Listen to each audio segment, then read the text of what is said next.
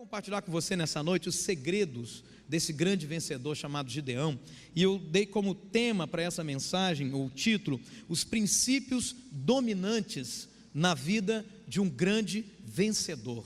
Princípios que dominam a vida de Gideão, que precisam dominar a minha vida e a sua vida. Vamos ler então Juízes capítulo 6, versículo de 1 a 6. Juízes 6, de 1 a 6, amém? Você achou aí? Vamos então para a palavra. A Bíblia diz exatamente assim: de novo os israelitas fizeram o que o Senhor reprova, e durante 7 anos o Senhor os entregou nas mãos dos midianitas. Os midianitas dominaram Israel, por isso os israelitas fizeram para si esconderijos nas montanhas, nas cavernas e nas fortalezas. Olha, a primeira coisa que fizeram foi esconderijo. Presta atenção nisso. Olha como é que se resolve um problema na ótica do povo: faz esconderijo. Verso 3: sempre que os israelitas faziam as suas plantações, os midianitas, os amalequitas e outros povos da região a leste deles as invadiam, acampavam na terra e destruíam as plantações ao longo de todo o caminho até Gaza, e não deixavam nada vivo em Israel, nem ovelhas, nem gado e nem jumentos. Preste muita atenção.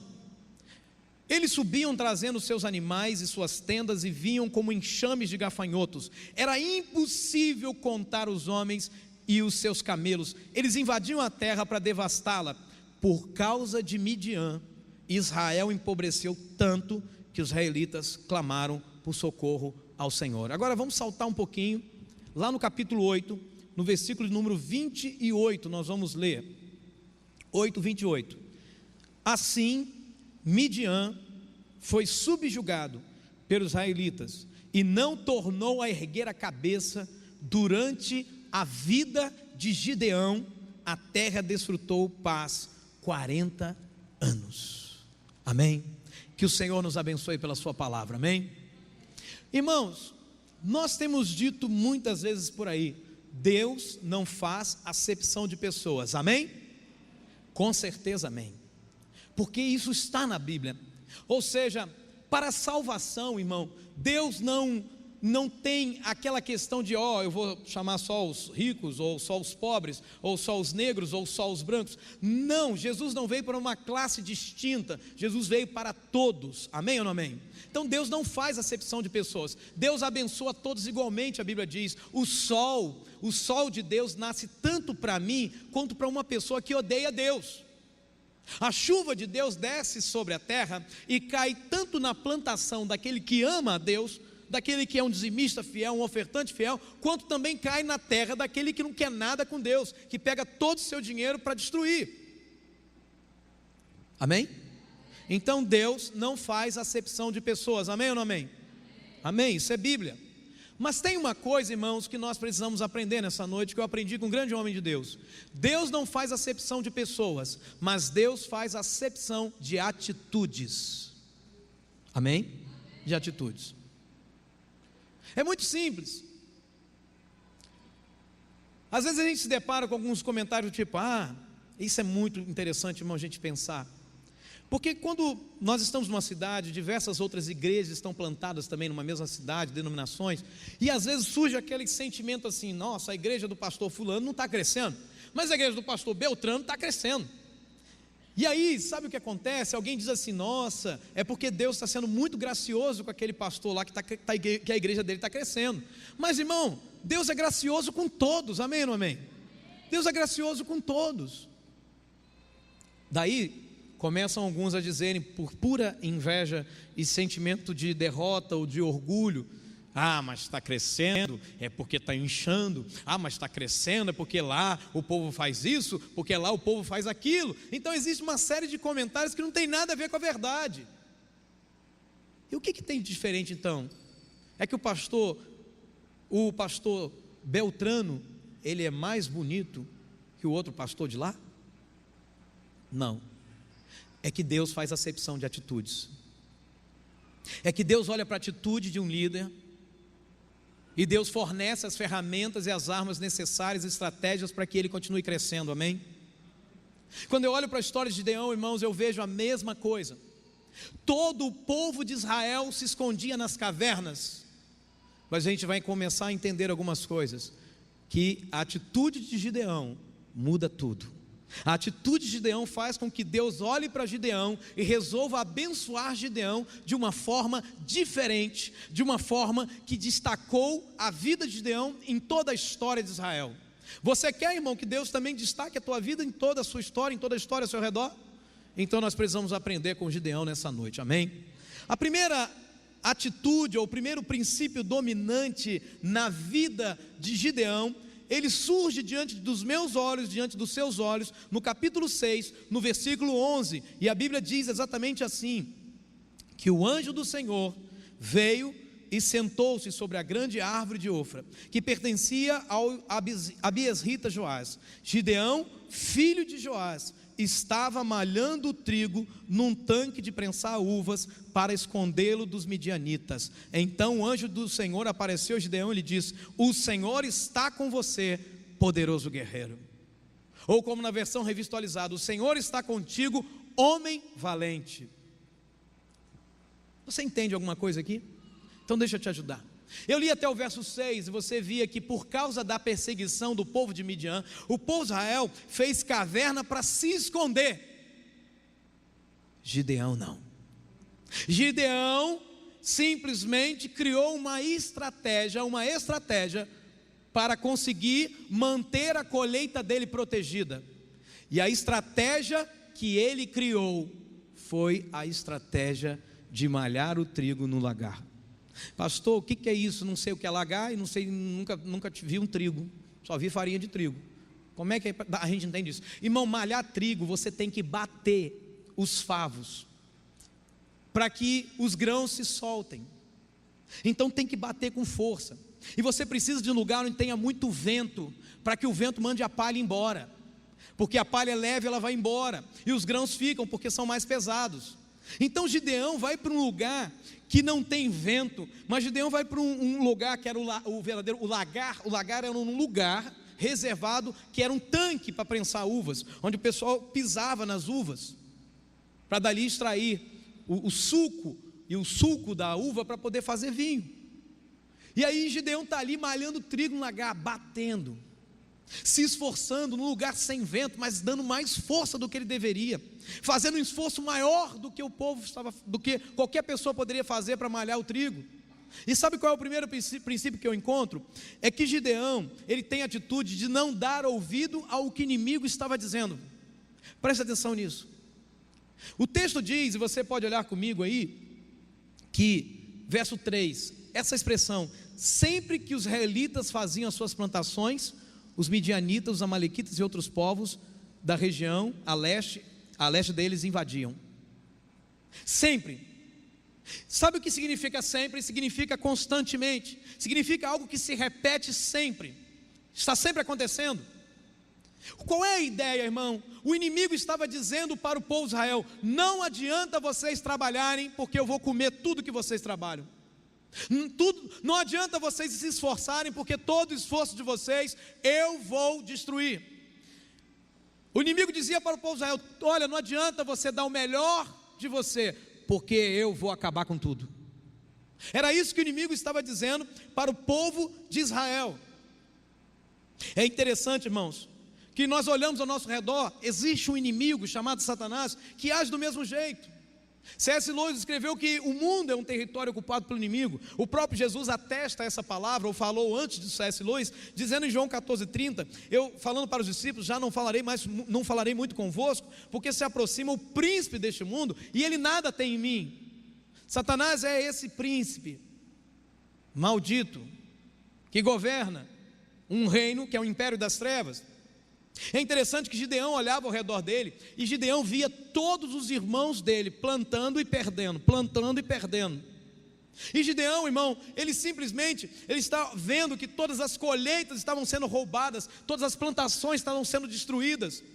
E o inimigo estava enviando uma mensagem para o povo de Israel, e Gideão pertencia ao povo de Israel. E o inimigo dizia: tudo que você tentar construir, nada vai dar certo. Todo o seu esforço será sempre em vão. Não adianta resistir. Irmão, não é isso que Satanás faz sempre, comigo e com você, para que a gente seja derrotado? Não é isso? Não é isso que Satanás diz para mim e para você? Não adianta lutar contra esse pecado, ele é mais forte que você. Não é isso que Satanás diz? Não adianta, você não vai conseguir seguir Jesus, é muito difícil para você andar no caminho do Senhor. Olha, não é para qualquer um não.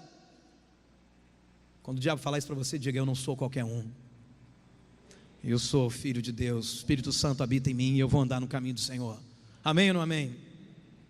Sabe, Satanás sempre diz: você nunca vai vencer esse pecado, você nunca vai ser nada em sua vida, é impossível existir crentes que caminhem em santidade. Satanás vive dizendo isso.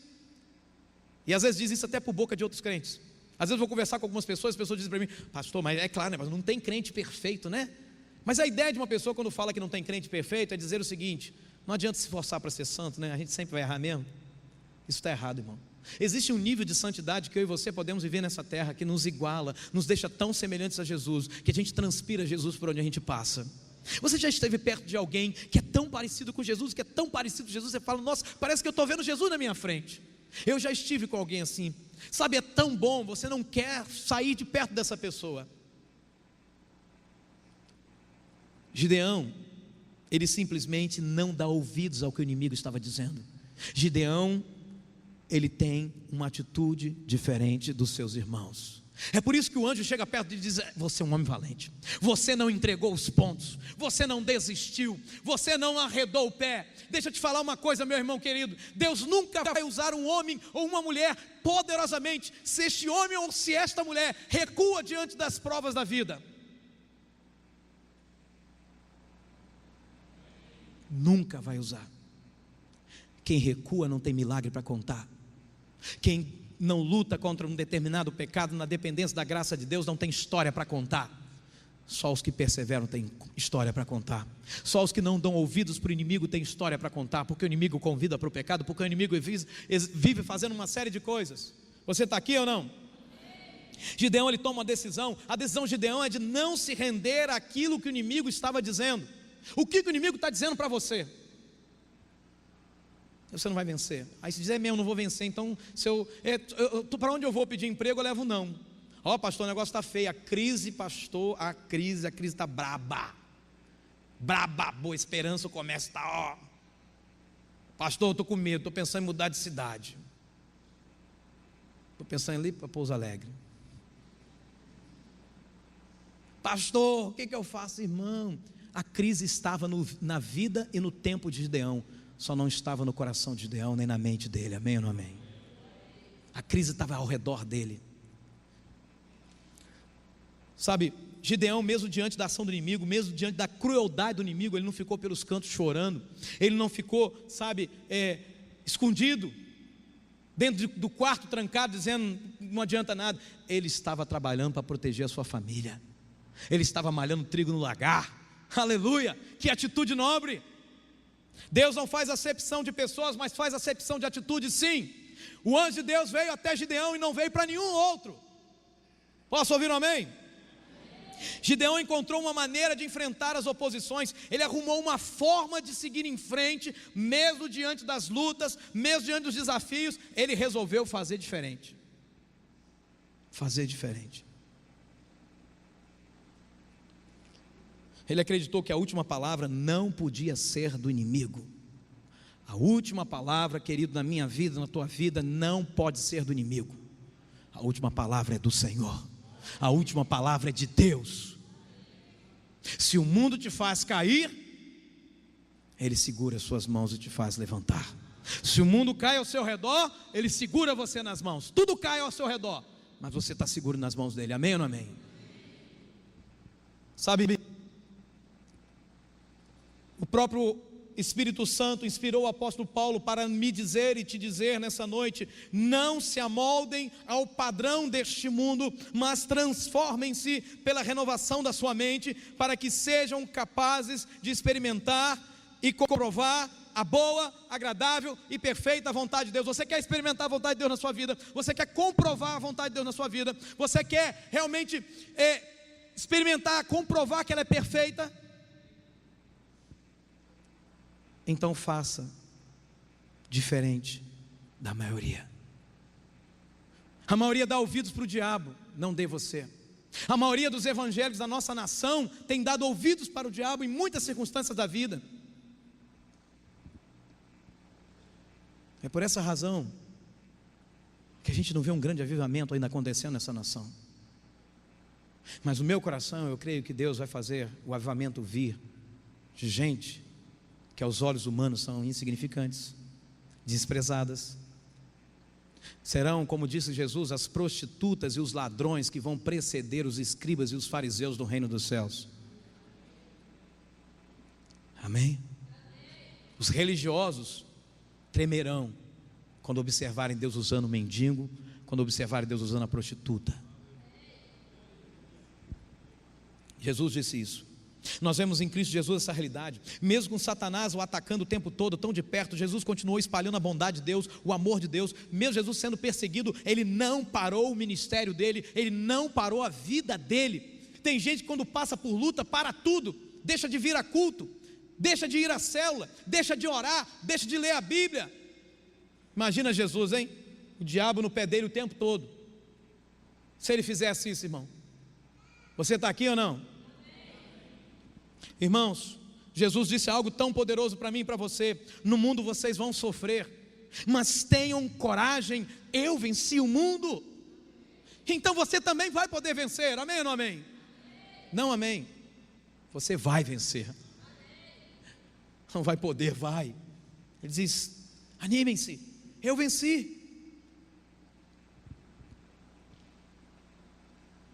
Como a gente cantou nessa noite, disseste que nunca me deixaria, disseste que a vida me abalaria, não é? Ele não disse? Gideão não deu ouvidos ao que o inimigo estava dizendo. Você quer ser um grande vencedor na sua vida? Você quer progredir no reino de Deus no sentido de crescer, avançar? Então, primeira lição, primeiro princípio determinante para você: não dê ouvidos ao que o inimigo tem te dito. Diga isso para o teu vizinho aí. Não dê ouvidos ao que o inimigo está dizendo. Se eu desse ouvidos para o que o inimigo dizia, esse templo não sairia nem do primeiro buraco. Se eu tivesse dado ouvidos para o que o inimigo estava dizendo, nem ao ministério eu conseguiria chegar. Se eu desse ouvidos ao que o inimigo estava dizendo, eu teria arrumado a minha mala e teria ido embora dessa cidade há 8 anos atrás. Mas eu tomei a firme decisão de não dar ouvidos ao que o inimigo estava dizendo. E você? Amém significa eu também, eu concordo. Segundo princípio dominante na vida de Gideão, que precisa estar na minha vida, na sua vida, está no verso 25 a 27 do capítulo 6. A Bíblia diz exatamente assim: naquela mesma noite o Senhor lhe disse: separe o segundo novilho do rebanho do seu pai. Preste atenção nisso. Aquele de 7 anos de idade, despedace o altar de Baal que pertence a seu pai, e corte o poste sagrado de Azerá que está ao lado do poste sagrado, ou ao lado do altar.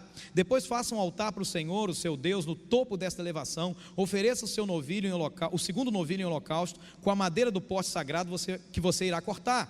Ou seja, faz essa madeira de lenha. Assim Gideão chamou 10 dos seus servos e fez como o Senhor lhe ordenara, mas com muito medo da sua família e dos homens da cidade. Fez tudo de noite e não durante o dia. Que princípio dominante nós encontramos aqui nesses 3 versículos? Só para você entender que o ideal é que você leia o capítulo 6, 7 e 8 de Juízes todo. Mas só para você entender, Deus chega até Gideão e diz assim: Gideão, vem aqui. E aparece para ele: Gideão, eu tenho uma ordem para te dar. Olhe para mim, eu tenho uma ordem para te dar. A ordem é a seguinte: Gideão, você vai lá na casa do teu pai, porque lá na casa do teu pai tem um Deus com D minúsculo chamado Baal, e tem um altar lá, e junto desse altar tem um poste para uma deusa com D bem minúsculo chamado Azerá. Aliás, não existe deusa. Então deixa eu falar uma coisa, Gideão. A ordem é: pega o novilho do teu pai, que tem 7 anos que ele está engordando aquele novilho, mata. Primeiro, destrua o altar de Baal. Pega a madeira, os postes sagrados levantados para adoração e exaltação para Azerá, e destrua também. Corta essa madeira. Faz dessa madeira, olha para mim, mano, não adianta ler a Bíblia agora não. Faz dessa madeira lenha. E aí você vai fazer o seguinte: pega o novilho, mata, e levanta o altar para mim. aonde antes havia um altar de Baal, coloca um altar para o Deus de Israel. Só que o pai de Gideão era uma espécie de sacerdote de Baal. Mas sabe o que Gideão faz? Ele resolve obedecer a Deus. O segundo princípio dominante na vida de Gideão, que precisa estar na minha vida, na sua vida, é: tenha coragem para obedecer a Deus. Coragem, irmão. Tem muita gente que diz, a gente vai estudando algumas coisas, né, na filosofia, aí aparecem uns camaradas dizendo umas coisas tão interessantes, né? Outro dia apareceu um outro camarada dizendo o seguinte, outro dia eu já te falei o que significa, dizendo o seguinte: olha, o cristianismo é para os fracos. E esse camarada estava sendo usado por Deus sem saber, né? Porque a Bíblia diz que quando estou fraco, aí que sou forte. Amém? Mas quando ele disse na forma pejorativa de dizer, ele diz que quem é cristão, ele é covarde, porque ele se esconde do mundo, porque ele se esconde no cristianismo, na religião cristã. E esse sujeito que disse isso não tem ideia, irmão, que para ser um servo de Deus tem que ter coragem. Tem que ter coragem para renunciar a esse mundo para seguir Jesus Cristo. Tem que ter coragem para deixar esse mundão de pecado para fazer a vontade de Deus. Amém ou não amém? Gideão foi chamado a ter coragem. Em um mundo como esse, irmão, presta atenção nisso, obedecer a Deus tem sido a coisa mais negligenciada no mundo que nós vivemos. As pessoas têm tempo para tudo, tempo para as redes sociais, tempo para si próprias, tempo para o seu lazer, mas para Deus elas não têm. Elas conseguem obedecer, muitas vezes o patrão que diz para elas fazerem um curso no final de semana em outra cidade, e elas viajam para outra cidade, acordam cedo e dormem tarde, mas quando se fala em fazer algo na casa de Deus, tem um monte de desculpa: não posso porque eu tenho isso, que eu tenho aquilo, que eu tenho aquilo, tenho aquilo outro. Então, querido, nesse tempo está faltando gente que tenha disposição em obedecer a Deus, em viver de acordo com os padrões de Deus, em viver um namoro dentro do padrão de Deus, obedecer a Deus no namoro, obedecer a Deus na hora de escolher alguém para namorar, na hora de escolher alguém para casar, obedecer a Deus na hora de abrir uma empresa, e honrar a Deus com tudo que vem, ao invés de ficar fazendo tramóia, ao invés de ficar fazendo esquema, sonegando impostos. Você está aqui? Meu irmão, muitos falam de fé, mas quando falam de fé como se fosse pensamento positivo. Não é, até os crentes costumam falar isso. Você passa perto de alguém e fala assim: vai fazer a prova. Aí ela fala assim: eu vou fazer uma prova, mãe, mas não estudei. Aí a mãe diz assim, a mãe cheia do Espírito, né? Diz assim: minha filha, tenha fé. Sabe o que ela está dizendo? Ela está dizendo para ter fé em Jesus. Ela não está dizendo: filha, confie em Jesus, ame Jesus. Não, ela está dizendo assim: acredito que tudo vai dar certo, aí dá. Acredite que você vai voar e você voa. Acredite que você vai ficar rico, aí você fica rico. Isso é pensamento positivo. Isso não é fé. Sabe o que eu vejo na Bíblia quando eu paro para pensar sobre fé? É que fé é obedecer a Deus. É que fé é coragem para obedecer a Deus. A hora que você tiver um tempo, meu irmão, abra sua Bíblia em casa e leia Hebreus 11. Você vai ver ali aquilo que a Bíblia chama de a galeria dos heróis da fé. Cada herói ali, irmão, não fez nenhum milagre extraordinário. Eles só tiveram coragem para obedecer a Deus. Eu vou só citar um para você nessa noite, que é Moisés. E ele diz assim, a Bíblia: pela fé, Moisés, quando já era um homem feito, ele recusou ser chamado filho da filha de Faraó, neto de Faraó, preferindo ser maltratado junto com o povo de Deus, a usufruir prazeres transitórios do pecado. Eu falei aqui outro dia pregando, né? As mulheres que ele queria, o recurso financeiro que ele queria, a honra que ele queria, a fama. Só que ele tem agora fé. Fé. Sabe o que é fé? Coragem para obedecer a Deus. Diga comigo: fé é coragem para obedecer a Deus. Irmão, às vezes a gente fala assim: meu Deus, por que Deus abençoou tanto aquele ministro? Por que Deus fez? Irmão, porque teve que ter coragem para obedecer a Deus em muitas coisas. A questão é, irmão, Eu disse isso para um dos meus discípulos essa semana. Eu falei com ele, eu devia ter gravado isso, porque essas revelações que vêm do trono, a gente muitas vezes perde, são as pérolas, né, que vocês ouviram no treinamento. Eu disse para ele assim: porque eu creio, então eu ajo. O que quer dizer isso? Quer dizer que a fé domina a vida daquele que crê. Se eu creio que Jesus é santo e me chamou para ser santo, então eu não vou me envolver com o pecado, porque eu creio.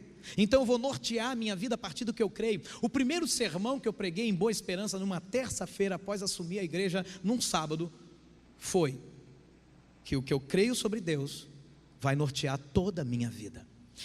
Irmão, preste atenção, olha para mim. Moisés creu que valia a pena obedecer a Deus e correr o risco de morrer por essa obediência. Isto é fé, amém? Isto é fé. Ele simplesmente resolveu abrir mão e correr o risco de morrer por obedecer a Deus. Ele se tornou oposição de Faraó. Faraó queria comer o fígado de Moisés frito. Irmão, Moisés simplesmente creu que valia a pena. Gideão creu que valia a pena obedecer a Deus. O texto diz, ele estava com medo, e é isso que faz um herói. Herói não é aquele que não tem medo. Herói, ele tem até medo, ele admite o medo, mas ele obedece ainda assim. Ele segue em frente ainda assim. Quando nós andamos com Deus, irmãos, é ilusão dizer, eu não tenho medo quando eu vou para uma mesa de cirurgia. Não estou falando de medo, terror, irmão. Medo, terror, o crente não tem. Mas aquele medo assim, meu Deus, você não vê mais meu filho? Se não puder ver mais minha esposa, se eu morrer nessa mesa. Mas ao mesmo tempo ele diz, mas Senhor, eu estou seguro nas tuas mãos, segure minhas mãos. E ele vai, ele enfrenta, e ele volta. E se ele não voltar? Ele foi herói do mesmo jeito, porque ele está com o Senhor. Sabe, querido, Gideão, ele precisou enfrentar o pecado na sua própria família, dentro de casa, para obedecer a Deus. Eu não estou dizendo aqui com isso, irmão, que é para você sair daqui e se porventura lá na tua casa tiver uma imagem de escultura lá, e você ir lá e quebrar tudo, falar, estou quebrando tudo porque eu vi um sermão domingo à noite, o pastor Rodrigo pregou, aí eu que tenho que mudar dessa cidade, viu? Senão eu vou morrer. Eu não estou dizendo isso, irmão. Eu estou dizendo que você tem que ter coragem para assumir uma postura ao lado de Jesus dentro da sua casa, como Gideão fez. Posso ouvir um amém ou não amém? Ô irmão, você vai me deixar sozinho pregando? Amém? Olha só o que você acabou de dizer. Você vai me deixar sozinho pregando. Eu vou deixar uma gravação aqui e vou embora, pode ser assim? Amém? Então tá bom. Então dá um amém só para não ficar triste. Não, esse amém foi um xoxo. Dá um outro melhor, irmão. Dá um ânimo, irmão. Isso dá um gás na gente, irmão. Misericórdia. Irmão, João Batista, para obedecer a Deus, ele teve a cabeça dele cortada e exposta numa bandeja, mas ele não negou a sua fé.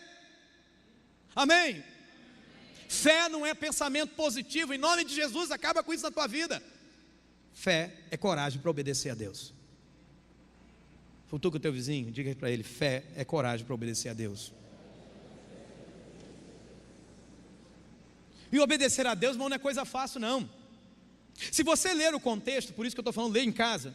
Se você ler o contexto, você vai observar uma coisa, que o povo se junta de manhã cedo e vai direto à casa do pai de Gideão e diz assim para ele, olha aqui, deixa eu te falar uma coisa, o teu filho, nós descobrimos, investigamos, e foi o teu filho que veio aqui e destruiu o altar de Baal. Então agora, diga-nos onde o teu filho está, porque nós vamos matá-lo hoje. Mas eu creio que o Espírito Santo veio sobre o pai de Gideão. Não é heresia que eu estou falando não, irmão. Porque um homem idólatra jamais poderia dizer o que o pai de Gideão disse. Porque segundo a Bíblia, uma pessoa que é idólatra e que constrói imagem e escultura, fica tão sem cérebro quanto a imagem e escultura. E se alguém ficar chateado com isso, briga com Deus, porque não fui eu que escrevi isso, eu só estou repetindo. A Bíblia diz assim, tornem-se iguais a eles, aos ídolos, todos que os fazem e os adoram e os cultuam. Não fui eu que disse. E o ídolo tem cérebro, mas mais escultura tem cérebro. Então, pela lógica, a Bíblia está dizendo que a pessoa tem ouvido, mas não consegue ouvir. Que a pessoa tem cérebro, mas não consegue pensar. porque o ídolo é assim. E aí então, por isso que eu afirmo que o Espírito Santo veio. Sabe o que o pai de Gideão falou? O pai de Gideão, olha para mim, o pai de Gideão disse assim: espera aí, por que vocês estão tão irritados? Vamos fazer o seguinte, isso é fantástico. Se Baal é Deus, que ele mesmo se defenda. Uou! Se Baal é Deus, que ele mesmo se defenda e mate o meu filho. Por que vocês vão ter que defender um Deus? Deus não precisa ser defendido. O Deus que eu sirvo não precisa ser defendido por mim ou por ninguém, porque Ele é Deus. Amém? Por isso tem muita gente que não entende, briga por causa do time, briga até por causa de Deus. Não é assim não, irmão. Você não precisa defender Deus, Deus se defende. Senão Ele não é Deus. Amém ou não amém? Ah, você está zombando de Deus? Fica tranquilo, Deus resolve esse negócio. Ele que é o dono de tudo. Você está aqui? Eu só quero te afirmar uma coisa: quando você decide obedecer a Deus, que é fé, e ter coragem para fazer isso, tua família vai ver a tua coragem, vai ver a tua fé, e vai imitar a tua fé, como o pai de Gideão fez. Aleluia. Aleluia. Diga comigo: fé é tudo que eu preciso para vencer este mundo e neste mundo. Você gostou dessa frase, amém? Eu só apenas troquei algumas palavras, mas essa frase não é minha. Essa frase é de Jesus, através do apóstolo João, escrevendo a sua carta, diz assim: porque todo o que é nascido de Deus vence o mundo, e esta é a vitória que vence o mundo, a nossa fé. Pastor, o mundo. Stop. A Bíblia diz que você vence o mundo pela sua fé, pela sua coragem de obedecer a Deus. Então continua obedecendo a Deus, amém? Amém ou não amém? Irmão, eu ouvi uma história, contei até para um dos nossos irmãos, e eu achei linda essa história. É a história do, creio eu, do término do livro As Crônicas de Nárnia, escrito por C.S. Lewis. Um momento que o leão, que nós conhecemos, né? O Aslan, ele está encurralado numa caverna, e junto com ele só sobraram o unicórnio e um urso, e os três estão dentro da caverna, e o exército inimigo está ali em volta da caverna, só que a caverna é muito estreita, e o exército não consegue entrar. Todos os seguidores do leão já tinham sido mortos, só sobraram o unicórnio e o urso, e lá do lado de fora, alguém do exército gritou assim: olha, todos os seguidores do leão já morreram, só tem vocês dois aí dentro com ele. Então deixa eu te dizer uma coisa, disse o inimigo: olha, unicórnio, é simples, nós vamos deixar você viver. A única coisa que nós vamos fazer com você é quebrar o teu chifre e botar você para puxar uma carroça para o resto da sua vida. Basta você nos entregar o leão, mas nós não vamos te matar. Urso, nós não vamos matar você se você nos entregar o leão. É simples. Você simplesmente nos entrega o leão, nós vamos pegar você, vamos arrancar teus pelos e vamos colocar você aí num circo para alegrar as crianças. E aí então eles repetem: mas nós não vamos matar vocês, nós vamos matar só o leão, vocês vão ficar vivos. Olha que legal. E aí o leão olha para os dois e diz assim: amigos, fiquem à vontade para fazer as suas escolhas. O unicórnio e o urso olham para o leão e dizem assim: de todas as mortes que nós poderíamos experimentar, esta é a melhor morte de todas, ao seu lado. O leão é Jesus. Então eu quero dizer uma coisa nessa noite: aconteça o que acontecer, não entregue o leão. Tenha coragem para obedecer a Deus. Aconteça o que acontecer, não entregue o leão. Aconteça o que acontecer, não entregue. Ainda que o inimigo faça propostas para você, dizendo: não, é só um prejuízozinho, basta seguir. Não entregue o leão. Eu não sei quanto a você, mas eu tomo a firme decisão de não entregar o leão na minha vida. Aliás, querido, tem tantas propostas que vieram nesses anos para eu entregar o leão, mas eu não vou entregar o leão. Além de todas as mortes que eu pudesse experimentar, morrer ao lado de Jesus é a melhor morte de todas. Aleluia. Terceiro princípio dominante na vida de Gideão está aí, no versículo 36 a 40 do capítulo 6, diz a Bíblia: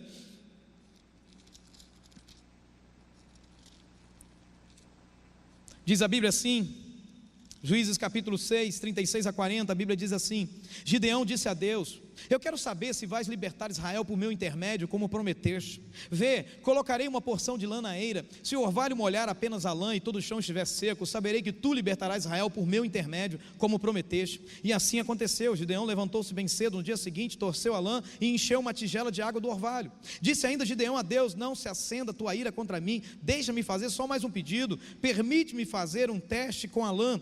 Desta vez faze ficar seca a lã e o chão coberto de orvalho. E Deus assim fez naquela noite. Somente a lã estava seca, o chão estava todo coberto de orvalho. Sabe o que me intriga nesse texto? Eu disse isso numa outra ocasião. É que Deus, quando Moisés chega para ele e fala assim, Deus se encontra com Moisés na sarça ardente, Moisés se aproxima, Deus ordena tirar as sandálias dos pés. Então Deus vira para Moisés e fala para ele: você vai libertar o povo de Israel. E aí Moisés diz assim: vou, Senhor. Então peraí, mas como? Quem é que está me mandando? Aí Deus fala: eu sou. O nome dele: eu sou Yahvé. E aí então Moisés diz: mas peraí, como é que o povo vai acreditar em mim? Então Deus diz: simples, vamos lá. O que você tem na mão? Uma vara, um cajado, joga no chão, cobra, pega de novo pelo rabo, cajado de novo.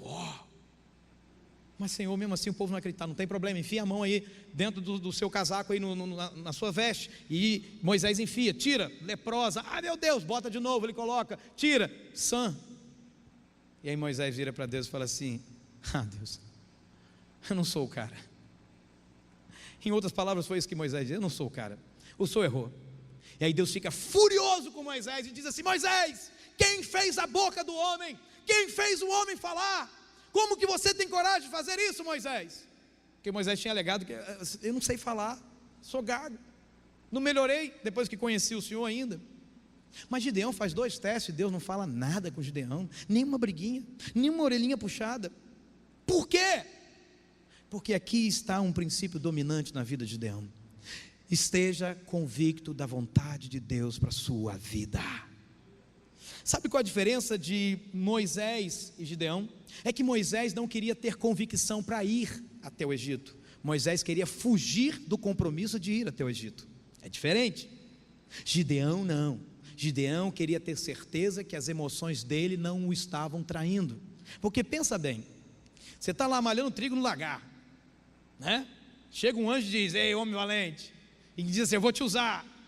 Aí você começa a pensar assim: rapaz, eu sou o cara, Deus vai me usar. E aí o pastor falou que eu vou ser o líder de céu, o supervisor, o pastorzão. Só que Gideão era tão humilde a ponto de pensar o seguinte: eu tenho que ter certeza se não foram as minhas emoções que me traíram. Eu tenho que ter certeza se foi realmente um anjo que eu vi. Vai que eu inventei isso na minha cabeça. É por isso que a Bíblia diz: examine tudo e prove, e retenha aquilo que é bom. Provar,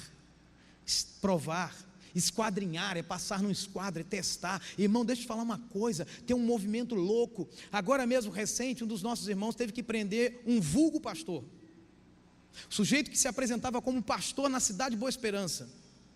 Irmão, foi preso, porque roubou um celular para entregar na boca. É sério, irmão, aconteceu essa semana. E é esses daí que ficam aí fora, dizendo: sim, diz o Senhor, você vai casar com aquele ali. Irmão, são esses que aparecem aí fora, enganando, dizendo: Deus está me mandando dizer. E Deus não está mandando dizer coisa nenhuma. Para de ir com o vento, irmão. Para. A Bíblia diz que a gente não é folha seca, a gente não vai seguir o curso do vento, irmão. Amém ou não amém? Qualquer vento de doutrina que chega, a pessoa pega a carona e vai. Agora eu vou lá naquela revelação lá. Agora eu vou lá porque naquela igreja está tendo milagre não sei de quê. O pessoal está vomitando prego. Isso muda a vida de quem, irmão? A minha não muda. Eu quero saber de alguém que é tocado pelo Espírito Santo de Deus e que muda de caráter, e que vai lá no outro dia e paga as contas na rua que está devendo, e não que fica fazendo outras coisas. Você está aqui ou não? Você está me entendendo, irmão? Tem muita gente que pensa que essa forma minha de falar é que eu sou contra essas coisas. Não sou contra não, irmão. Tudo que é do Espírito eu recebo e aceito em nome de Jesus. Mas tudo que é fingimento, falsidade, eu condeno e combato em nome de Jesus. Porque a palavra de Deus é revelação, irmão. Você não precisa mais ficar vagueando aí, oh meu Deus, qualquer coisa que aparece pega uma carona. Tem gente que é assim, irmão. 7 semanas de libertação, aí vai. Aí sai de lá, continua devendo do mesmo jeito. Aí ele ouve dizer, campanha, agora chegou a sua vez. Aí ele vai na campanha, agora chegou a sua vez. E aí ele chega no final da campanha, depois de 10 semanas, descobriu que a vez dele não chegou. Aí ele parte para outra campanha. 10 semanas para você ficar rico. Aí chega às 10 semanas, lá é uma campanha meio esquisita. E aí quando você sai no final da campanha, você descobriu que você está com menos dinheiro do que quando você entrou na campanha. Isso está ao nosso redor, irmão. Aí vai atrás dessas campanhas e a vida da pessoa é essa. Vai atrás da ilusão. Pastor, essa noite eu tive um sonho. E essa noite eu sonhei que eu estava num lugar. E aí vai contando uma historiada toda. E aí, pastor, o que o senhor acha? Irmão, dependendo do sonho a gente até interpreta. Agora dependendo do sonho a gente diz assim, irmão, isso aí é feijoada que tu comeu antes de dormir. Tem uns sonhos doidos que a pessoa, irmão, tem coisa que é conexão da mente. Quando é sonho de Deus, a coisa é tão clara. Vou te contar um sonho, não sei se a menina está aqui. Camila está aqui hoje? Uma Camila que me procurou na rua? Está não? Essa menina está aqui? Está não? Essa menina me procurou outro dia na rua e falou assim, pastor, eu sonhei com o senhor sexta e sábado. Eu já fiquei meio assim. Que negócio é esse, pai? Mulher sonhando comigo, eu, hein? Tem que sonhar comigo minha mulher. Aí ela foi e me contou, pastor, eu sonhei que o senhor estava orando e que tinha uma onda vindo e tal, e o senhor estava lá segurando a minha mão para não cair, a vida do meu filho orando pela gente. Eu falei, filha, você sonhar comigo é um negócio muito complicado. Você tem tanta gente para você sonhar justo comigo, mas eu creio que Deus está te falando alguma coisa nisso aí. O máximo que eu posso fazer para você te dizer é o seguinte, é algum livramento que Deus quer trazer para você, e Deus já te disse o que você tem que fazer, porque ela se viu dentro do templo, e ela nunca entrou no templo novo. Você está me entendendo, amém ou amém? Talvez ela esteja me ouvindo agora. Então, meu irmão, veja bem, convicção da vontade de Deus. Eu me lembro de um casal que eu conheci, lindo casal. Eu fui padrinho de casamento deles. O casamento durou 6 meses, uma bênção. Como é que eles se conheceram e se casaram? Eles se conheceram numa campanha de avivamento que estava acontecendo na cidade. Quando de repente uma dita profetisa chegou, Não, eu acho que eu estou imitando uma outra coisa. Mas foi mais ou menos assim. E ela disse assim, olha, Deus está me dizendo, virou para a menina, que você vai se casar com esse aqui. E apontou para o lado, tinha um rapaz do lado. E virou para o rapaz e disse, Deus está me dizendo que você vai se casar com ela. E um olhou para o outro e falou assim. E você sabe que eles namoraram e casaram? Namoraram 1 mês e depois de 1 mês se casaram. E o casamento durou 6 meses. E aí ela ficou doida, porque o camarada era usuário de cocaína. Ela engravidou durante esse processo do namoro, por isso casou em 1 mês. Teve um filho que ele cresceu sem a companhia do pai, porque o pai foi embora. E ela foi lá na dita profetisa. A senhora falou que ia casar com ele. Ela disse, mas eu não falei que você ia ficar casada. Isso é do inferno, meu irmão. Uma pessoa dessa falar que está sendo usada por Deus, que Deus é esse, irmão? Esse Deus vai contra a própria Bíblia, porque ele diz em Malaquias 2,16, eu odeio o divórcio. Como é que Deus ia patrocinar algo que Ele não está nisso, irmão? O problema não é a mulher dizer isso, o problema é as pessoas acreditarem. O problema foi a menina ter acreditado num negócio desse. Ela até tem misericórdia e perdão para ela, porque está chegando naquele momento na igreja. Irmão, Gideão, ele quer saber se não estava sendo enganado pelas suas emoções, e ele propõe uma prova ao Senhor. E ele, para que não houvesse dúvida nenhuma, ele altera a prova. Isso é fantástico. Ele altera a prova. Deus não se queixa por isso, porque Deus sabia e sabe que um homem convicto da vontade dele é um homem indestrutível. Quem tem convicção da vontade de Deus, diabo nenhum para ele, pessoa nenhuma para ele, circunstância nenhuma para ele. Quem tem convicção da vontade de Deus, irmão, só segue em frente. Não tem tempo a perder com perseguições ou lutas. É por isso que Paulo diz que Epáfras era um dos seus discípulos, ele estava combatendo em oração pelos irmãos que estavam na cidade de Colossos, os colossenses, e ele diz que Epáfras guerreia em oração com um objetivo, ele guerreia em oração para que vocês sejam conservados perfeitos e plenamente convictos em toda a vontade de Deus. Orar para ter convicção da vontade de Deus. Esse movimento doido por aí. Senhor, fala comigo. Meu Deus. Não mude de lugar os antigos marcos de propriedade, nem invada as terras dos órfãos. Oh, meu Deus, o que é isso? Não sei, será que Deus está mandando para eu ir ou mandando eu ficar? Não mude de lugar, quer dizer, não mude de lugar. Os antigos marcos, quer dizer que é para eu não mudar da minha casa, ou não mudar de cidade. Eu não sei, Deus. O Senhor me deixou mais confuso que antes. Irmão, a Bíblia não é horóscopo. Horóscopo de jornal, né? O pessoal abre o jornal, vamos ver o que meu horóscopo diz hoje. E pega aí para mim, por favor. Hoje você terá liberdade de fazer o que você quiser. Ué, eu não tenho liberdade de fazer o que eu quero, não? Tem uns horóscopos meio doidos, né? Irmão, quando nós olhamos para a vida do apóstolo Paulo e vemos a convicção do seu chamado, nenhuma tribulação, nenhuma dificuldade o fez parar. O problema é que a gente olha para a Bíblia e acha que os homens de Deus não tiveram problemas, não tiveram lutas, ou então a gente tem uma outra ótica para poder arrumar uma desculpa para os nossos problemas. A gente diz assim, não, eles tiveram problemas e lutas, mas espera aí, pastor, só quer me comparar com Paulo? Ué, Paulo era de carne e osso. Ele ia ao banheiro igual a gente vai. Ou você pensou que ele não tinha os negócios lá? Irmão, Paulo também soltava gases, com todo respeito, mas soltava. Eu estou falando isso aqui de uma forma que você entender que ele era humano, porque a gente fica endeusando esses homens e achando que eles são seres sobrenaturais, que às vezes tem até um par de asas neles, e não é nada disso. Isso é tão sério, que o apóstolo Tiago escrevendo diz assim, ei, Elias era homem como nós, mas ele orou e não choveu, 3 anos e meio, depois ele orou e choveu, homem igual a gente, sujeito às mesmas paixões. Sabe o que é paixões?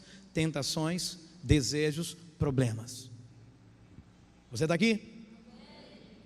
É porque a gente arruma um monte de desculpa para não fazer a vontade de Deus, né? No fim das contas é assim.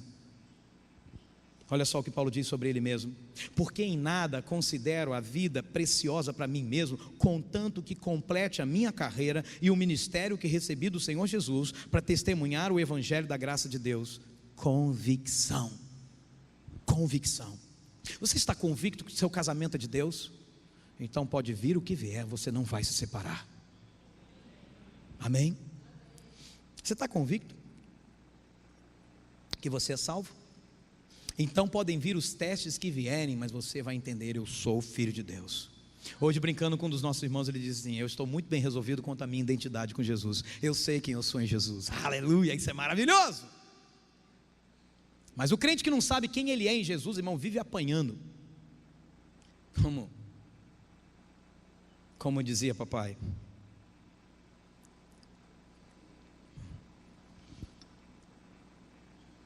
Gideão está totalmente convicto da vontade de Deus. E dentre as muitas vontades de Deus, irmãos, tem umas que são tão claras. Pastor, me ajuda em oração, diz a irmã. Por quê? O meu namorado diz que ele vai se casar comigo. Ele diz que eu posso me entregar para ele, porque ele vai se casar comigo. O que o senhor tem a me dizer, pastor? Ele vai se casar comigo. Ele tem um compromisso comigo, pastor. Ele disse que eu sou a menina da vida dele, e que eu posso ficar tranquila, já que ele vai se casar comigo. Qual o problema de eu me entregar para ele, pastor? Ele disse para mim. Tá bom, então vou dizer para você o que a Bíblia diz. A vontade de Deus está aqui, ó. Pois esta é a vontade de Deus, 2 pontos: a vossa santificação, ou seja, que vos abstenhais da prostituição. Com todo carinho, não estou zombando de você. Quer que eu desenhe? Você está entendendo isso? Amém ou não amém? A gente fica complicando as coisas porque a gente quer, irmão. Deus já declarou a vontade dele. Não, eu quero saber qual é a vontade de Deus, pastor. Por quê? Por que nada, irmão? Por que nada? Deus já falou, Ele quer que você se abstenha. Abster-se é abrir mão. Abster-se é largar isso da tua vida, de prostituição. Aí você está orando ainda para Deus te revelar. Vai orando, irmão, vai na revelação, vai no revelamento, vai. Quando nós entendemos a vontade de Deus, o que Ele está falando, fica mais fácil vencer os obstáculos. A gente consegue discernir rapidamente. Irmão, para de ficar orando por dom que não tem muito sentido agora na tua vida. Ora por dom de discernimento. Você discernir o que é do homem, o que é de Deus e o que é do diabo. Aí isso vai ajudar tanto a tua vida, irmão. Porque é simples, o que é de Deus, irmão, receba de braços abertos. O que é do homem, irmão, ó, problema, o pecado danificou tudo. E o que é do diabo, pior ainda, irmão, chuta que é laço. Amém ou não amém? Só que tem gente que pega o que é do diabo, diz que é de Deus. Pega o que é de Deus, diz que é do diabo. A Bíblia diz assim, 1 João 2,17: ora, o mundo passa, bem como a sua concupiscência, tudo isso vai embora, não fica dando muita importância para o mundo não, porque aquele porém que faz a vontade de Deus, permanece eternamente. Fazer a vontade de Deus, diga para o teu, acorda ele que está dormindo, irmão, faz a vontade de Deus, é assim que você vai permanecer, faz a vontade de Deus, que é assim que você vai permanecer. Acorda a irmã, não deixa ela dormir não, ajuda ela aí. Aleluia. A Bíblia diz que o justo viverá da fé, irmão. Sabe o que significa isso? Olha para mim. O justo viverá da fé. Ou seja, quem confia em Deus vive com base nessa confiança. O justo viverá da fé. Ele vive do que ele crê de Deus. E aquilo que ele crê de Deus é como ele vive. Ou seja, quem confia em Deus vive com base nessa confiança. Norteia a vida com base nessa. Eu não vou simplesmente ensinar sobre Jesus para o meu filho porque é de praxe. Não, eu vou ensinar porque eu estou convicto da minha confiança em Deus e que é isso que meu filho tem que aprender, porque não tem outro caminho para ele. Você está aqui, amém ou amém? Eu não vou abrir mão de uma educação cristã para o meu filho porque eu entendo que outra educação que não seja cristã não vai fornecer para ele as ferramentas que ele precisa para lidar com esse mundo. Uma vida movida por fé, diga comigo, uma vida movida por fé não é uma vida que fica estagnada, esperando o agir de Deus somente. Diga comigo, uma vida movida por fé, guiada por fé, é uma vida dinâmica de alguém que age por fé. Porque ele crê, ele vive. A gente canta, né, uma dessas canções, porque ele vive, posso crer no amanhã, porque ele vive, temor não há. Eu bem sei, eu sei que a minha vida está nas mãos do meu Senhor, que vivo está. Aleluia. Eu creio no amanhã, porque ele vive, porque ele venceu a morte. Aleluia. Querido, eu creio que Deus fará algo especial nesse dia. E por isso eu me levanto e vou à luta, porque eu creio, amém? Porque eu creio que Deus está comigo nesta mesa de cirurgia, então eu enfrento a cirurgia, porque eu creio. Você está entendendo? Porque eu creio, então eu faço, porque eu creio, então eu ajo, porque eu creio, então eu realizo, porque eu creio, então eu avanço, porque eu creio, então eu invisto, porque eu creio, então eu faço, amém? Gideão disse, eu quero saber se o Senhor vai me usar para libertar Israel.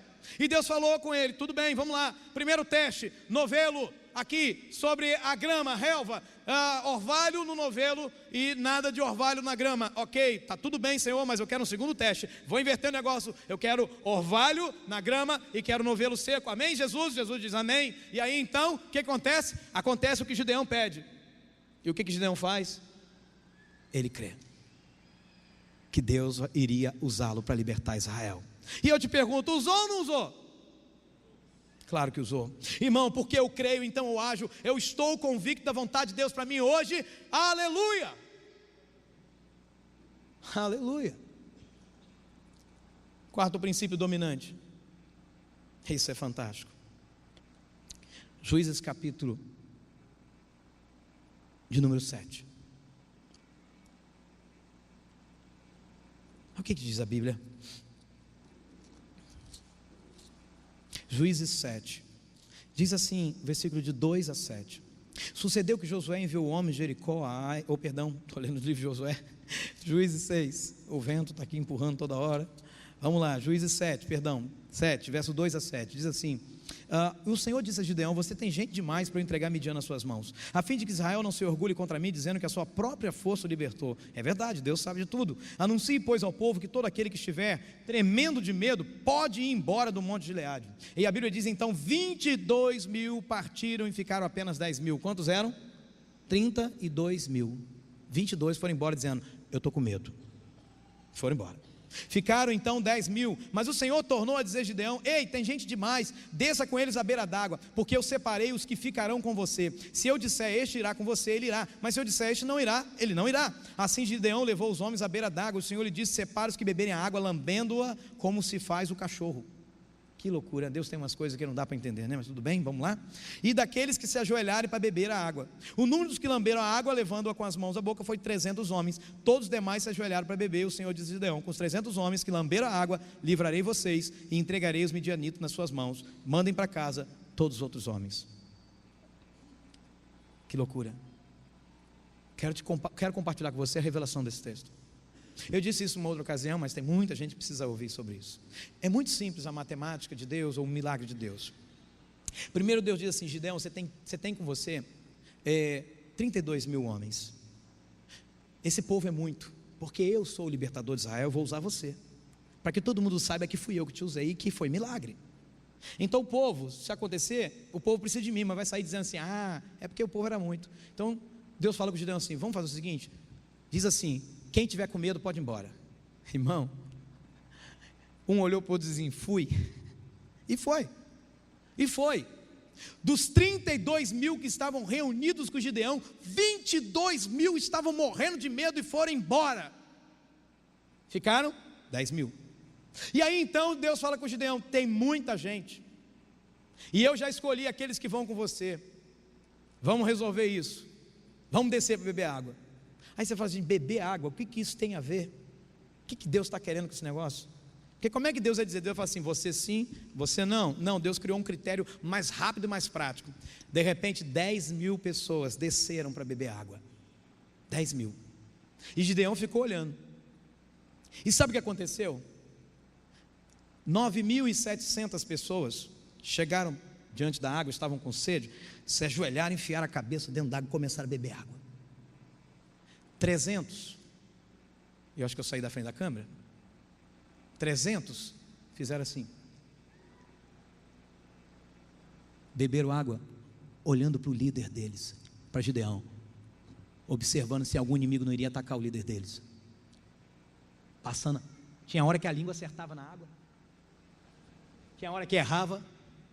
Você está entendendo isso? Amém ou não amém? O que está acontecendo aqui, irmãos?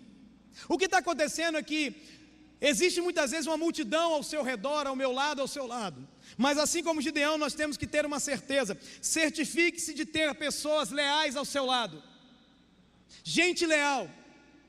Porque o grande problema é esse: você acha que tem um monte de amigo e acha que todo mundo está com você. Vai nessa. Você acha que, sabe, na hora da rebeldia, da situação, estou com você porque deve na hora que a coisa pega, meu irmão, pernas para que te quero. Conheço muita gente que largou gente sofrer sozinho e disse que estava com amigo. Na hora que sai o primeiro disparo, já correram mais de 200 já. Tem muita gente que diz que está com você, e você está lá, tem dinheiro, tem um monte de amigo, o pessoal vai para a tua casa comer churrasco, vai lá fazer festa, fazer farra, você quebra e os amigos desaparecem. Você está aqui? Tem muita gente enganada a esse respeito, irmão, acreditando que porque tem muita gente ao seu redor é muito querido, porque tem muita gente ao seu redor é muito amado, e nem sempre isso é verdade. A história de Gideão está aqui para provar isso. Você quer ser um grande vencedor? Tenha certeza que você tem gente leal do teu lado. É isso que eu procuro a cada dia. O primeiro critério para alguém liderar nessa igreja não é ter capacidade. Você pode cantar bonito, você pode ter uma voz linda, abençoada e abençoado, mas se não tiver lealdade, a tua voz não serve, o teu dom não serve. Para andar do meu lado, eu sou que nem Gideão. Eu tenho que ter certeza que eu tenho gente leal do meu lado, porque alguém que tem gente leal vence, vence, vence. Quando eu olho, irmão, para essa palavra, eu vejo que 22.000 eles recuam e se declaram medrosos. Eu sou medroso mesmo, sou medroso, porque a palavra foi essa: quem está com medo pode ir embora. Eu fui. 22.000 vão embora com medo. Por isso que eu fiz várias perguntas durante o processo dessa construção de templo. Várias perguntas. Porque gente com medo, irmão, é uma coisa terrível. Gente com medo mata até o vizinho, mata até o amigo na hora da confusão. Gente com medo faz besteira. Pega uma pessoa dirigindo com medo, você vê o que ela faz. O primeiro poste que ela encontra, ela acerta. Está com medo, tenso, vai fazer ultrapassar e faz errado, bate. Medo. Vai fazer uma prova com medo, perde. Depois, irmãos, 9.700 tiraram os olhos do seu líder, daquele a quem eles deveriam defender. Eles tiraram os olhos daqueles a quem eles deveriam defender. Por quê? Para matar a sede. Então os primeiros 22 mil se declararam medrosos, frouxos. E os 9.700 se declararam egoístas. Farinha pouca, meu pirão primeiro. A casa caiu, não vai cair na minha cabeça que eu já corri. Pastor tem apuro, o problema é dele, é o pastor, ele que se vire. Você está aqui? Você está aqui? Irmão, eles bebem água como cachorros, os 300, porque eles estão com os olhos fixos no líder. A grande verdade é que nós descobrimos os verdadeiros amigos que realmente se importam conosco quando está em jogo os nossos interesses e os interesses deles. Amém? Tem muita gente que já se aproximou de mim e dessa igreja. Não, pastor, gostei dessa igreja. E vem com a conversa fiada, com uma lábia violenta. Mas é só interesse particular. E quando eu falo dos interesses meus, que são o reino de Deus e a glória de Deus, essas duas coisas que me interessam, aí a pessoa diz, não, isso não é para mim, vaza. A escolha, irmão, que será feita vai revelar quem está conosco, quem se importa conosco de verdade. Foi isso que o nosso Senhor sofreu. Muitos diziam estar com Ele, mas na hora da prova, salve-se quem puder. No mundo as coisas funcionam assim. No mundo as coisas funcionam assim. A Bíblia diz que é melhor serem dois do que um. Mas a Bíblia diz também que você tem que ver como é que esse um está do seu lado. Quem é esse um que está andando com você? E deixa eu te falar uma coisa, irmão, que eu falo aqui publicamente. Não pense que por você estar aqui nesta igreja e se encontra com alguém que também está nesta igreja, que você acha que essa pessoa também está andando na santidade, está querendo de Deus. Cuidado, pode ser até que a pessoa com quem você anda pode afundar a tua fé, pode dar um mau testemunho e afundar a tua fé. Selecione, faça como Deus faz. Deus seleciona. Jesus falou que os amigos dele é aquele que faz a vontade dele, não é qualquer um não. Você está aqui ou não? A Bíblia diz que eu tenho que procurar aquele amigo mais chegado que o irmão. Provérbios 18, 24. E é um exemplo clássico disso, é a vida de Ruth. Que mulher maravilhosa. Olha, eu vou te falar um negócio, irmão. Boaz era um homem sabido. Boaz era um homem sabido. Se você não sabe quem é Boaz, é um homem que casa com Ruth, porque Ruth era viúva. Mas que homem sabido foi Boaz. Pegou o filé mignon. Ele não pegou a carne de pescoço, não, pegou o filé mignon. Ele pegou o filé mignon. Uma mulher honesta, uma mulher leal, uma mulher fiel. Olha o que está na Bíblia. Ruth 1,16. Ruth responde para Noemi, a sua sogra, quando ela diz assim, vai embora. É lindo isso aqui. Noemi diz assim, vai embora. Eu não posso nem gerar mais filho, nunca vou ter filho para casar com vocês. Você está livre. Vira para a Orfa, que é a outra mulher, diz assim, você está livre, pode ir embora. A Orfa diz, beijo, Noemi, fui. Ruth fica, a Noemi diz, vai embora, Ruth. Você vai para a minha terra, você vai para a minha cidade, vai embora. Sua terra é Moabe, você é moabita, fica lá. Aí Ruth diz assim, não me proíba de ir com a senhora, nem me peça para abandoná-la. Onde a senhora for, eu irei. Onde morar, eu morarei. O seu povo será o meu povo, o seu Deus será o meu Deus. Isto é lealdade. Estou pronta para morrer com a senhora. Olha lá. Onde morar, eu também morarei. Aleluia. Irmãos, pessoas assim que estão dispostas a cuidar do seu líder, que não se importam consigo mesmas, elas vão muito mais além. E quem planta lealdade, colhe lealdade. Se você é leal ao seu líder de célula, pode ter certeza que quando você for um líder de célula, você vai encontrar muita gente leal a você lá. Se você é leal, querido, ao seu pastor, pode ter certeza que você vai muito longe na sua lealdade. Deus vai te honrar em muitos sentidos. Recentemente eu recebi a visita de um irmão que vinha me pedir perdão, porque no ministério dele ele tinha agido de uma forma comigo, e no ministério dele ele estava vendo todo mundo agir com ele da mesma forma que ele agiu comigo. Ele veio me pedir perdão por isso.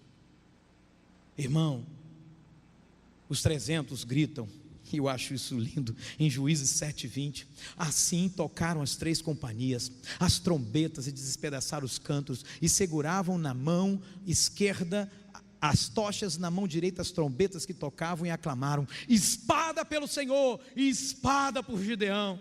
Eu morro por Deus, e eu morro pelo meu líder. É isso que eles estão gritando aqui. Eu luto pelo meu Deus, e eu luto pelo meu líder. A igreja de Jesus está precisando de gente leal à liderança dela. Amém ou não amém? Gente que fazia como a igreja primitiva. Se você ler, fica muita gente criticando quando alguém fala sobre lealdade na igreja. Irmão, isso aqui não é assunto novo não. Vai ler a Bíblia. A Bíblia diz assim: e perseveravam unânimes na doutrina dos apóstolos. Naquilo que os apóstolos pregavam, eles obedeciam à risca. Tem muita gente que diz: não, eu obedeço a Deus, não obedeço pastor. Deus parece para você assim, né? Fulano, eis que te digo hoje. Parece até o Cid Moreira falando. Está me entendendo, irmão? Amém ou não amém? Você está perto do seu discipulador? Eu quero fazer um desafio a você. Não tem problema não, irmão, eu gosto desse negócio. Sai do seu lugar agora, vai perto do seu discipulador e diga para ele: espada pelo Senhor, espada por você também, meu discipulador. Aleluia. Vamos fazer esse movimento santo aí. Isso, irmão, diga isso para ele: espada pelo Senhor, espada por você, meu discipulador. Espada pelo Senhor, espada por você, meu discipulador. Eu sou que nem os 300. Eu bebo água olhando para você. Eu não vou tirar os olhos de você. Eu estou contigo, irmão. Eu estou te mirando. Eu estou olhando para você. Eu não te deixo jamais. Aleluia. Aleluia. Espada pelo Senhor, meu irmão. Espada por você. Aleluia. Volta ao seu lugar aí, viu? Aleluia. Aleluia. Oh, glória a Deus. Aleluia. Espada pelo Senhor. Diga bem forte: espada pelo Senhor. Espada pelo meu discipulador. Diga mais forte: espada pelo Senhor. Espada pelo meu discipulador. Agora, só para não ficar triste também, irmão, fala: espada pelo Senhor. Espada por quem? Oh, aleluia! Aleluia! Fique de pé no seu lugar. Eu quero te fazer uma pergunta. As pessoas que te cercam, irmão, não acabou o culto ainda não, em nome de Jesus, por favor, volta para o seu lugar. As pessoas que te cercam, preste atenção nessa pergunta: elas estão com você? Eu vou melhorar essa pergunta: quem está ao seu lado está com você? Você está aqui? O último segredo de Gideão, princípio dominante na vida dele: tenha ao seu lado o próprio Senhor. Em Juízes 6, continue de pé, não tem problema não, só anota aí onde você está de pé mesmo. Em Juízes 6, o verso 14 a 16, você pode pegar a sua Bíblia, diz assim: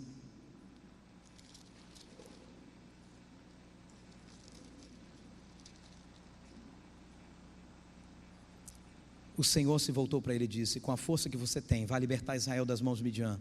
Não sou eu quem o está enviando, disse Gideão. Ah, Senhor, respondeu Gideão, como posso libertar Israel? Meu clã é o menos importante de Manassés, sou o menor da minha família. Juízes 6, verso 16, Deus diz: eu estarei com você, respondeu o Senhor, e você derrotará todos os midianitas como se eles fossem um só homem. Aleluia. O homem, irmão, pode ter todos os recursos financeiros, mas se ele não tiver dependência de Deus, não adianta nada.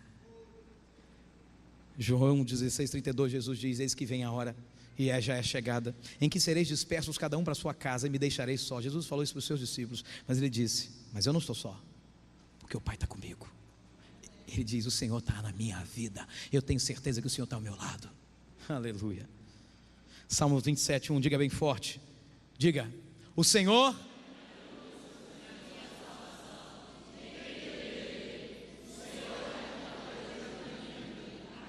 Diga mais uma vez: o Senhor é a minha luz.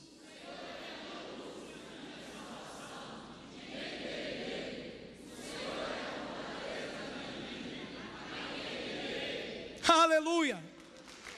Oh! Isso é verdade na tua vida?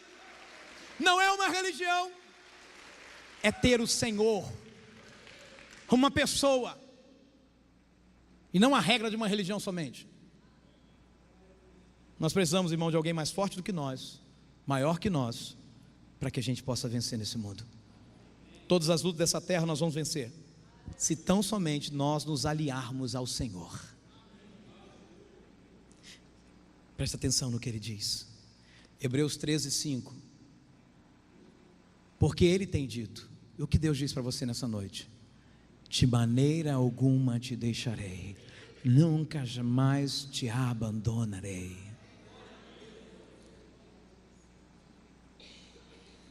Quais são os princípios dominantes?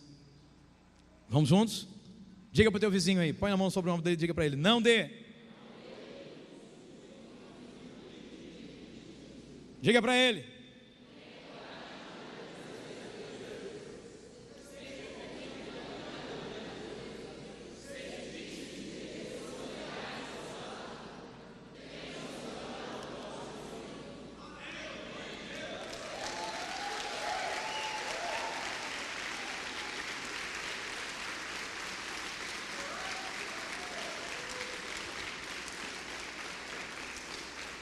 irmão, o maior privilégio que você tem, depois de ter o Senhor na sua vida, é ter um discipulador na sua vida, um homem que se importa com você, que é leal a você, que diz para você assim: olha, se você cair, eu te ajudo a levantar. Se você se ferir, eu quero sentir a sua dor e te ajudar a melhorar. Se você chorar, eu vou estar do seu lado para colher as suas lágrimas. Se você errar, porque eu te amo, eu vou te perdoar e te ajudar a acertar. Eu não vou desistir de você, porque eu quero agir na tua vida como Deus age. Amém? Eu quero agir na tua vida como Deus age. E Deus age, sabe, cuidando de você, amando você, zelando por você. Deus age assim. Aleluia.